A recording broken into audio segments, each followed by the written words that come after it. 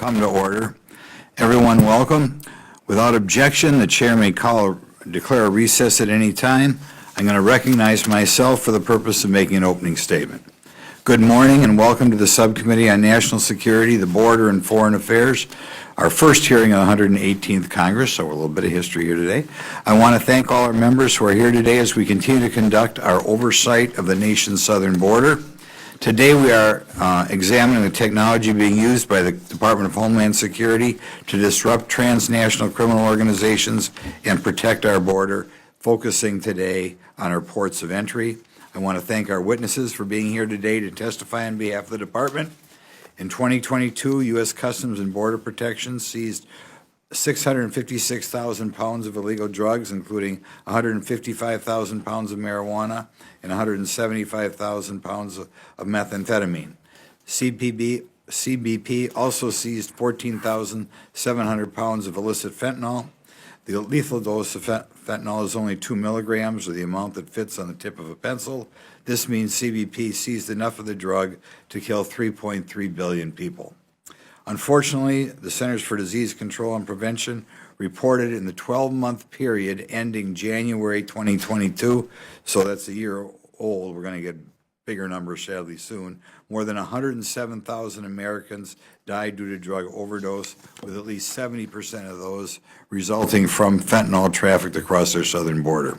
Make no mistake, we have a crisis at our southern border and our communities with this many people dying, which is why we chose this topic for the first hearing this subcommittee is going to have.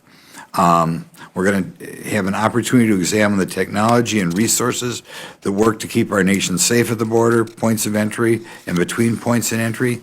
We have both the Immigration and Customs Enforcement's Homeland Security Investigations and CBP's Office of Field Operations are both here to combat transnational criminal activity, and I'm pleased to see they're both represented here today. Emerging technologies such as illicit substance detection devices, facial recognition technology, or something as simple as canine units help protect the U.S. from threats coming into our country.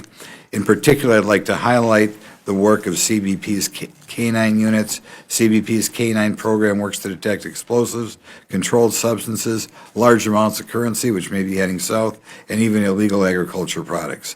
The work of these canines and the use of other force multiplier technologies and resources allow our agents to perform their jobs in a safer and more efficient manner. When I visit the border and points of entry, I am consistently told by CBP officers that the canine units are one of the most valuable resources in their disposal. We're going to learn a little bit more about them today. Finally, I'm interested in hearing more from the witnesses regarding about their experience utilizing force multiplier technology. There have been reports that some of these resources are not used effectively because of personnel issues. Identifying patterns in which resources are not used effectively or properly is also important for this subcommittee to examine as we work to identify policy gaps. 107,000 deaths is too much.